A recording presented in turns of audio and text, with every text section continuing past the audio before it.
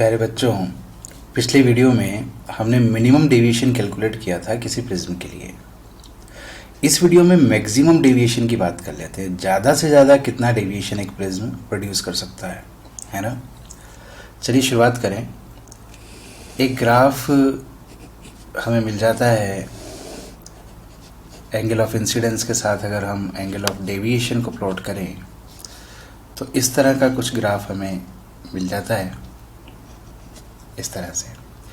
इसमें हम जानते हैं कि एक particular value angle of incidence की लें, जब हमें एंगल ऑफ इमरजेंसी भी इसी के इक्वल मिलता है, तब तो हमारा ये एंगल ऑफ डेविएशन जो है वो मिनिमम होता है, डेल्टा मिनिमम।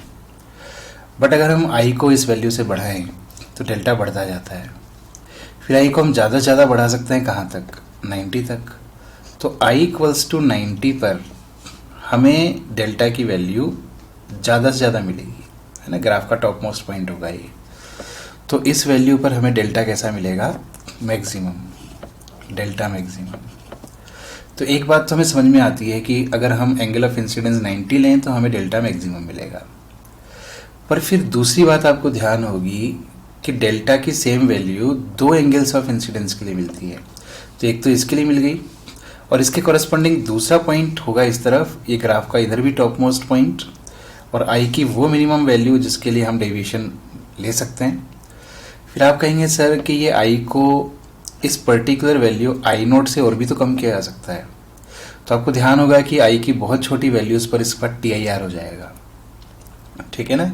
TIR की कंडीशन वाला जो वीडियो है उसको आप एक बार देखें, उसमें आप समझ पाएंगे कि आई नोट से कम वैल्यूज़ पर लाइट जो इमर्ज नहीं हो पाएगी, उसका TIR हो जाएगा। तो ये ग्राफ आई नोट से स्टार्ट करके हम 90 तक बनाते हैं। 90 पर भी हमें मैक्सिमम डेविएशन मिलता है, और इस पर्टिकुलर वैल्यू आई नोट पर भी हमें मैक्सिमम डेविएशन मिलता है। तो हम सबसे पहले कैलकुलेट करें कि मैक्सिमम डेविएशन क्या होगा। तो एक प्रिज्म यहाँ पर हम ले लेते हैं। मान लीजिए कि ये हमारे पास एक प्रिज्म है, हमेशा की तरह इसका नाम रख लेते हैं ABC। रिफ्रैक्टिव इंडेक्स इसका म्यू है और रिफ्रैक्टिंग एंगल इसका A है, और इसके सरफेस पर हमें करना है I इक्वल्स टू 90 पर एक लाइट रे को इंसिडेंस, जिसको हम ग्रेजिंग इंसिडेंस भी कह सकते हैं। तो ये नॉर्मल है अगर, तो नॉर्मल से 90 डिग्री का एंगल बनाती हुई लाइट रे आनी चाहिए, इस तरह से। This incidence is called grazing incidence, grazing incidence. तो I इक्वल्स टू हमने चूज कर लिया है 90, है ना। बट आप जानते हैं कि रेयर मीडियम में 90 डिग्री पर लाइट रे हो तो डेंसर में क्रिटिकल एंगल पर निकलती है। तो इस तरफ जब ये लाइट रे निकलेगी रिफ्लेक्ट होकर, तो यहाँ पर ये जो R1 बनता है ये एंगल हो जाएगा क्रिटिकल एंगल IC। तो जैसे ही हमने I इक्वल्स टू 90 चुना, यानी कि ग्रेजिंग इंसिडेंस, तो हमें समझ में आया कि R1 जो है वो क्रिटिकल एंगल के इक्वल मिल जाएगा। और R1 आ गया तो R2 भी कैलकुलेट किया जा सकता है। R2 equals to A minus R1, that is A minus IC। तो यहाँ पर ये जो एंगल बनेगा that will be A minus IC, है ना, A माइनस IC। अब ये एंगल R2 आ गया है, तो बाहर ये लाइट रे जब निकलेगी तो यहाँ पर एंगल ऑफ इमरजेंस हमें मिलेगा। उस E की वैल्यू हम कैलकुलेट कर सकते हैं। कैसे कैलकुलेट करेंगे? यहाँ पर हम स्नेल्स लॉ यूज़ कर सकते हैं। तो mu into sine A minus IC, तो mu into sine A minus IC equals to 1 into sine E, तो 1 इंटू साइन E। इससे E कैलकुलेट हो जाएगा E equals to sine inverse mu into sine A minus IC। और IC तो calculate करना आता है ना आपको। IC equals to sine inverse 1 by mu, उससे फाइंड किया जा सकता है। तो देखो 90 डिग्री पर हमने इंसिडेंट किया ग्रेजिंग इंसिडेंस, और उसके कॉरस्पॉन्डिंग हमने E को कैलकुलेट कर लिया है। अब डेल्टा फाइंड करना हमें आता है। तो डेल्टा का फॉर्मूला हमारे पास है I plus E minus A। Delta का फॉर्मूला हमारे पास आ जाएगा I plus E minus A। But maximum delta हमें लिखना है, तो delta maximum will be, I तो लिख दे 90, E की वैल्यू यहाँ से पुट कर देंगे, साइन इनवर्स म्यू साइन ए माइनस आई सी और माइनस ए।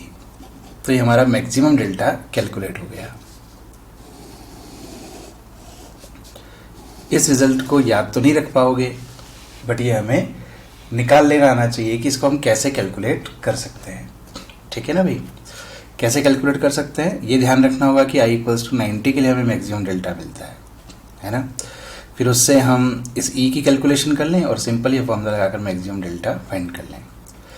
अब जैसा कि मैं आपसे कह रहा था कि सिर्फ 90 पर ही नहीं, एक और एंगल होगा जिस पर हमें यही डेल्टा मिलेगा, और आप ये भी जानते हैं कि ये एंगल वही होगा जो इस 90 के कॉरेस्पॉन्डिंग एंगल ऑफ इमरजेंस है।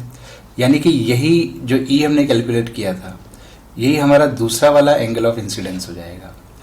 तो अगर हम इस एंगल पर इंसिडेंस करें, इसको हम यूं भी समझ सकते हैं कि इसी लाइट रे को हम रिवर्स कर दें, इसके पाथ को रिवर्स कर दें अगर, है ना, प्रिंसिपल ऑफ रिवर्सिबिलिटी यूज कर लें, तो फिर इस तरफ से हम इस लाइट रे को भेजेंगे इस तरह से।